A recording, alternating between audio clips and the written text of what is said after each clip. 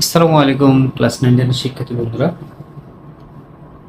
আজকে তোমাদের উচ্চতর গণিতের দ্বিতীয় অধ্যায় বীজগাণিতিক রাশির উৎপাদক বিশ্লেষণ নিয়ে আসছি। উৎপাদক বিশ্লেষণ অর্থাৎ 7-এর 6 নাম্বার। এর আগে তোমাদেরকে উদাহরণ 14 নাম্বার দেখিয়েছি। এটা বই নিয়মে এই অঙ্কটা নিয়ে অনেকেই সমস্যার কথা বলে, কারণ এটা কিভাবে করা হয়েছে। বই নিয়মে করতে গেলে অনেকেই করতে পারে না। কেন পারে না সেটা আমি দেখাবো, আর বই নিয়ম ছাড়াও আরেকটি নিয়ম আছে, সেটাও দেখাবো ইনশাল্লাহ। তবে অবশ্যই ধৈর্য ধরে ভিডিওটি দেখতে হবে। ওকে, প্রথমে যে বিষয়টা সেটা হলো যে এখানে আমাদেরকে করে নিতে হয়েছে কি, বইয়ের মাধ্যমে কি করেছে যে ax square plus bx plus c এই ফাংশনে নিয়ে আসছে, আরেকটা নিয়ে আসছে ay square plus by plus c। এটা হলো দ্বিঘাত সমীকরণের, মানে এটা হলো মেইনলি দ্বিঘাত সমীকরণের গঠন। তো এই ক্ষেত্রে আমরা কি করতে পারি, এগুলো মিডল টার্ম করতে পারি, তাই না? মিডল টার্ম করতে পারি। মিডল টার্ম অর্থাৎ আমরা জানি মিডল টার্ম কি, মিডল টার্ম করে আমরা উৎপাদককে নিয়ে আসি, উৎপাদকগুলোকে, অর্থাৎ উৎপাদক আবার কি, যে একাধিক রাশির গুণফল আকারে প্রকাশ করা, সেটা হলো উৎপাদক। আচ্ছা, এখানে উৎপাদক বিশ্লেষণ বলতে ওই একই কথা, যে একাধিক রাশি আছে তাদেরকে গুণফল আকারে প্রকাশ করা, যেটা করে ওখান থেকে আবার গুণ করে আবার পূর্বের রাশিতে ফেরত আসা যায়। ঠিক আছে, তাহলে এই ক্ষেত্রে আমরা এক্ষেত্রে এই সমীকরণের আমরা কি করব, যে এই ফর্মুলাতে নিয়ে আসবো। তাহলে ax স্কয়ার হিসেবে কি আছে এখানে 15x স্কয়ার, dx বলতে কি আছে মাইনাস x, আর c বলতে মাইনাস 6, ধ্রুবপদটা একটাই।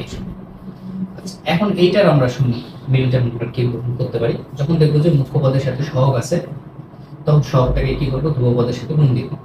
গুণ দিলে কত আসে, 15 আর 6 90 আসে, রাইট? এটা মিডল টার্ম করতে গেলে এখন এখানে আমরা কত মিডল টার্ম করবো, তাই না? যাতে করে মাঝখানের পদটা আবার সেম ভাবে চলে আসে। আচ্ছা, এর জন্য আমরা কি করবো, 90 এর গুণনীয়কগুলো নেব। 1 90, 2 45, 3 30, 5 18, 6 15, 7 দিয়ে যায় না, 8 দিয়ে যায় না, 9 দিয়ে যায়, 9 দশমিক। এখন আমরা সহজেই দেখতে পাচ্ছি যে না, এইগুলো থেকে কোনোটাই এই মিডল ফর্মে আসবে না, কারণ 1x আর 90x কখনোই মাঝখানে x আসবে না যোগ বিয়োগ করলে।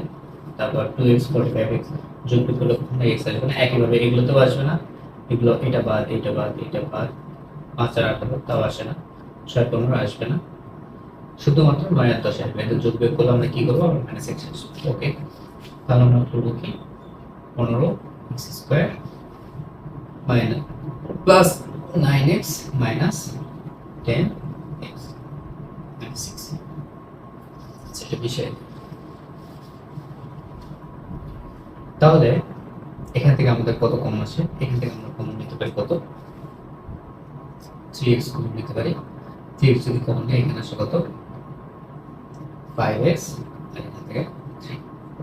এখানে কত কমন নিব আমরা, 2, তাহলে কত আসবে 5x প্লাস 3। তাহলে এখানে আসলে 5x প্লাস 3, 3x মাইনাস 2। ওকে, আমাদের এই পার্টটা হয়ে গেল। এই ক্ষেত্রে আমরা কি করব, ay স্কয়ার, অর্থাৎ এখানে y চলক যেগুলো আছে সেগুলোর আমরা ay square by plus c আকারে নিব। এখন y চলক কোন জায়গায় আছে, শুধুমাত্র y চলক, এখানে 24y স্কয়ার 24y, আর c ধ্রুবক এই যে 6। আমরা বইয়ের নিয়মে আমরা কি করছি, 2xy এই পদটাকে বাদ দিয়ে করেছি, ঠিক আছে? কারণ 2xy তো এখানে x চলক আছে, y চলক আছে। এই 2xy যদি এখানে নিয়ে আসি তাহলে কিন্তু x square bx plus c এই ফরম্যাটে আসবে না, এই জন্য আমরা ওটাকে বাদ দিয়ে রাখছি। তাহলে ay স্কয়ার হিসেবে কি আছে, minus 24y square minus plus 24y আর মাইনাস 6। তাহলে এই ক্ষেত্রে আমাদের কত আসে, আমরা আগেই বললাম যে যদি আমাদের মুখ্য পদের সহগ থাকে তাহলে সেটাকে আমরা কি করব, ধ্রুব পদের সাথে গুণ দিব। তাহলে 6 কত হয় আমাদের 144। এখন এটার বর্ণনাগুলো কি হবে, 1 144 এভাবে করে নিবা, তাহলে তোমাদের সুবিধা হবে। জোড় আকারে, ক্রমজোড় আকারে নিলে মিলিটন করতে সুবিধা হবে। 2 72, 3 48, 4 36, 5 যাবে না, 6 যাবে, তাহলে 2 24, 7 যায় না, 8 18, 9 যায়, 16, 10 যায় না, 11 যায় না, 12 যায়, 12 140। এখন এখান থেকে সহজ উপায় মিডিল টার্মে কোন জোড়টা নিব, এটা নিলে তো আমাদের মাঝখানে 24 হয়, আসে না, তাহলে বাদ, এটা নিলেও আসে না, 3 48 আসে না, 4 36 বাদ, 6 24 বাদ, 8 18 তাও আসে না, 9 16 25 হয়, আসে না, লাগবে আমাদের 24, এই যে 12 12 24, তাই না? তাহলে আমাদের এখানে আসতেছে 24 y square, sorry 24 y square plus 12y plus 12y, এটা মিশিয়ে দিই সুবিধা, আর মাইনাস 6,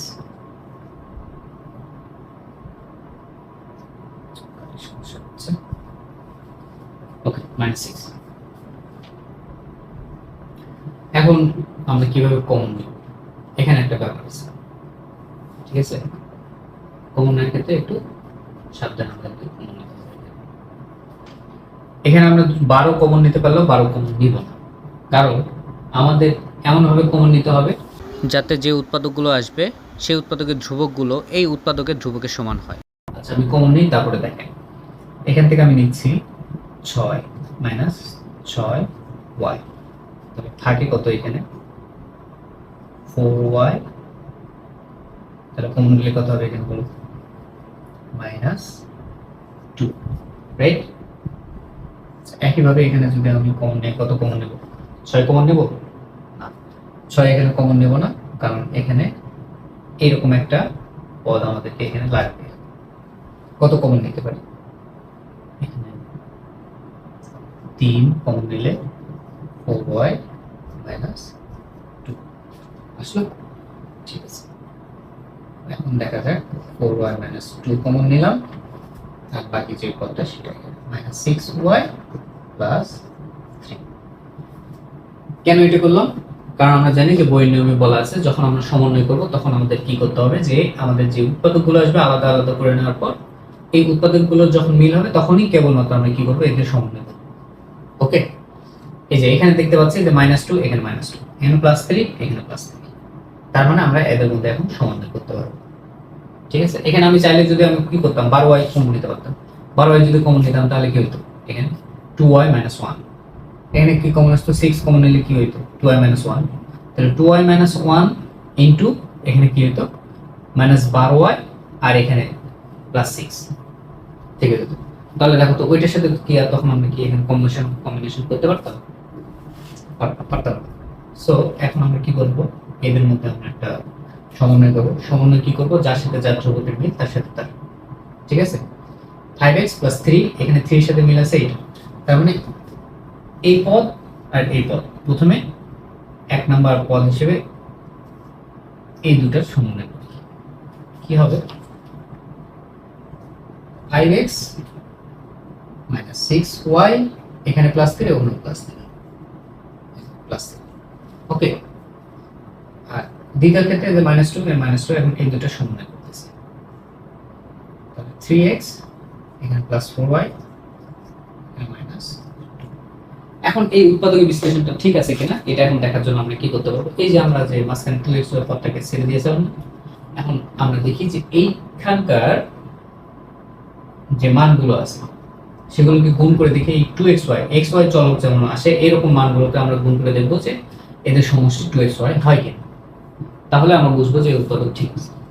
সেটা কি এরকম যে এখানকার x আমাদের লাগবে xy আকারে আনতে, তাহলে xy আসবে কি করে, এখানকার x আর এখানকার নিশ্চয়ই y এর সাথে গুণ হবে, তাহলে 5x আর এখানকার 4y, 5x আর 4y যদি গুণ করি তাহলে কি হবে 20xy, রাইট? আর এখানকার দেখো এখানে এক্স আর এখানকার ওয়াই, তাহলে কি হলো এক্স ওয়াই হচ্ছে, তার মানে 3 4 মাইনাস 18 এক্স ওয়াই। ওকে, তাহলে এখানে দেখা যাচ্ছে যে আমাদের 2x y। অতএব আমাদের উৎপাদকের বিশ্লেষণটি ঠিক আছে। ওকে, আশা করি তোমাদের এই বিষয়টা ক্লিয়ার হয়েছে। কেন আমি এখানে 6y কমন নিলাম, 12y কমন নিয়ে, এটা আশা করি বুঝতে পেরেছো। এখন আমরা আরেকটা পদ্ধতি দেখি, সে পদ্ধতি কিভাবে করছে। ঠিক আছে, এটা তোমরা তুলে নিও, আমি আরেকটা পদ্ধতিতে যাচ্ছি, মিশাই দিই।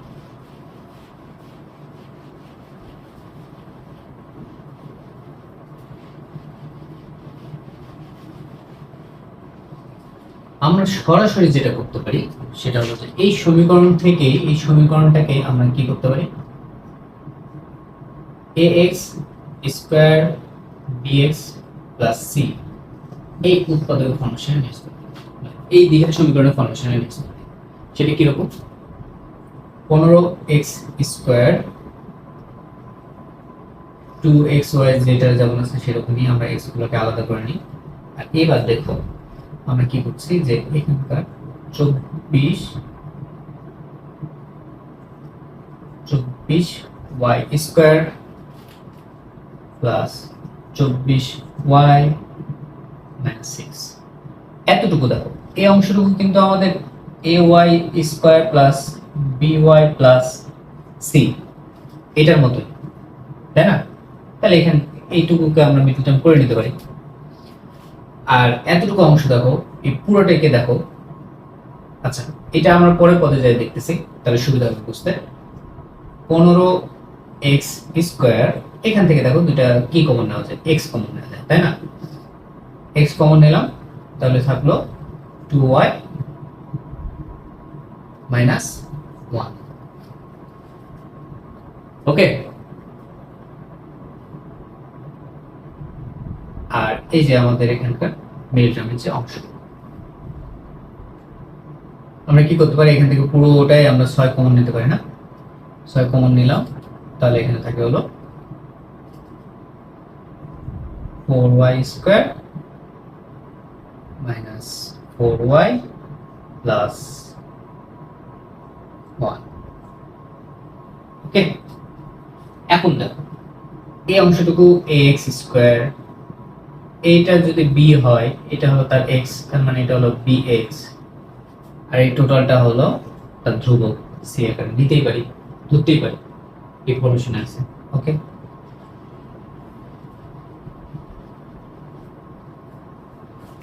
ওকে, এখন আমরা কি করতে পারি, এই অংশটুকু মিডল টার্ম করতে পারি, এটা পরে আমরা করতেছি।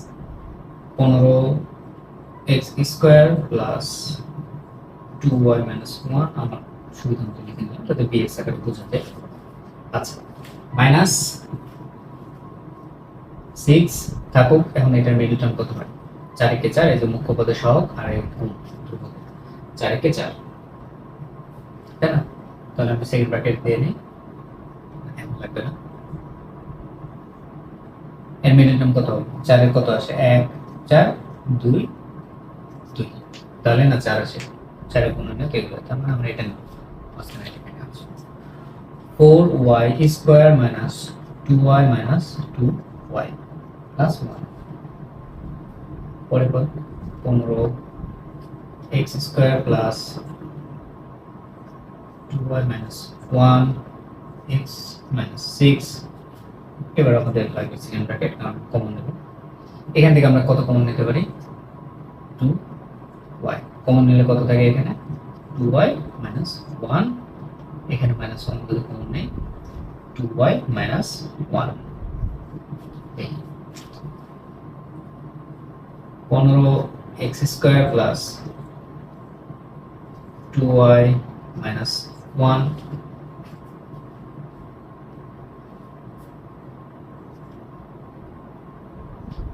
x minus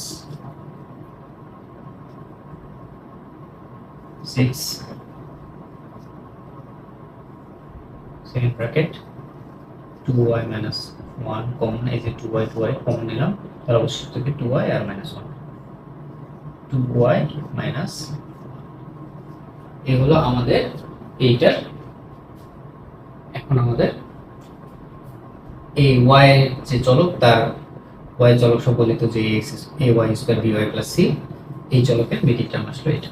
ঠিক আছে, এখন আমরা কি করতে পারি? এখন আমরা যে কাজটা করতে পারি সেটা হলো যে এটাকে x স্কয়ার ধরতে পারতেছি, এটা bx আর এটা হলো c। তাহলে এরকম যদি হয়, এখন এর মিডিল টার্ম আমরা কিভাবে করব? দেখো তো এখানে একটা ধ্রুবক আছে না, ধ্রুবক 6 আর এখানে কত 15, 6 15 কত হয় আমাদের 90, 90 কত আমরা কত মিডিল টার্ম নিব? এখানে bx এর সাথে কোনো সহগ আছে নাই তো, তাহলে এই যে bx bটাই সহগ, এখন এই b হিসেবে এটা আছে, তাহলে এখানে অন্য কোনো মানে সংখ্যা কোনো কিছু আছে নাই, তার মানে শুধুমাত্র x, তাই না? তার মানে 1 9 তাহলে আমরা মিডিল টার্ম কত কত নিতে পারি? 9 আর 10 নিতে পারি, তাই না? তাহলে আমরা এখানে কি করব যে 15 x স্কয়ার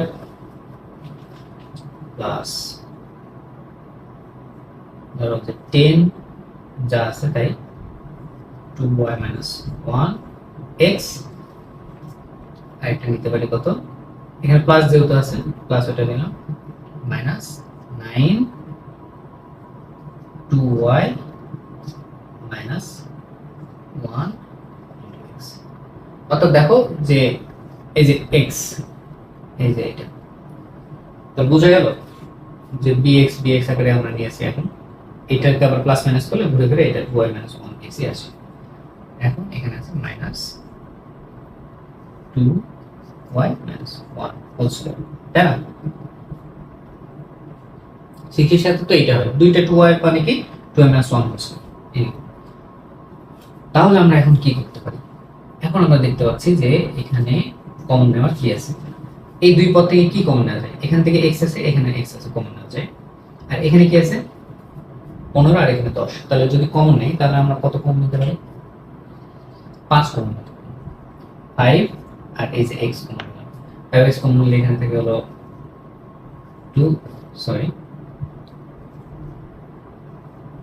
3x, আর এখানে থেকে প্লাস 2 যা আছে তাই 2y minus 1 x কমন নিয়েছি, বাকিটা যা আছে তাই থাকবে। সেকেন্ড ব্র্যাকেট দেওয়া দরকার ছিল, ফার্স্ট ব্র্যাকেট আছে, বুঝতে সুবিধা। এখন এইখানে এই দুটো পদের মধ্যে কি কমন নেওয়া যায়? 6 আর 9 এর মধ্যে অবশ্যই 3 নেওয়া আছে, তাই না? 6 আর 9 এর মধ্যে কমন হলো মাইনাস, যদি 3 আরেকটা কি পদ নেওয়া যায়? দেখো এখানে 2y minus 1 দুইটা আছে, এখানে 2y minus 1 আছে, তার মানে এখান থেকে একটা 2y minus 1 দুই পদ থেকে কমন নিতে হবে। 3 তো কমন নিলাম, সাথে আরেকটা কি নেব? 2y minus 1 কমন নিব। ওকে, কমন নিলে আমার এখানে কি থাকবে? এই পদের মধ্যে যেহেতু 3 কমন নিয়েছি, অবশিষ্ট 3 থাকতেছে এখানে, আর এখানে 2y কমন নিয়ে ফেলছে অলরেডি, তার মানে 2y থাকবে না, শুধু থাকবে x। তাহলে এখানে কত থাকবে? সেকেন্ড ব্র্যাকেট দিলাম, এখানে থাকবে 3x, আর এখানকার মাইনাস যেহেতু কমন নিয়েছে এখানে কত হবে? প্লাস, এখান থেকে 3 বের হয়ে গেলে কত থাকে? 2, আর এখান থেকে একটা 2y minus 1 বের হয়ে গেছে, তাহলে অবশিষ্ট থাকে আরেকটা 2y minus 1, 2y minus 1, right? এই তো।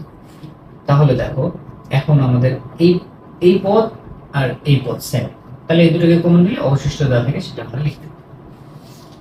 তাহলে আমাদের বিষয়টা আছে 3x plus 2 into 2y minus 1, ঠিক আছে? আর এই পাশটা 5x minus 3 into 2y minus 1।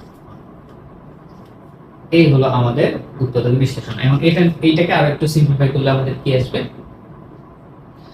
এটা লেখার জন্য আমরা একটু বুঝতে হবে। আচ্ছা দেখ, না মুছে এখানে লিখে ফেলি, একটু কষ্ট করে দেখো।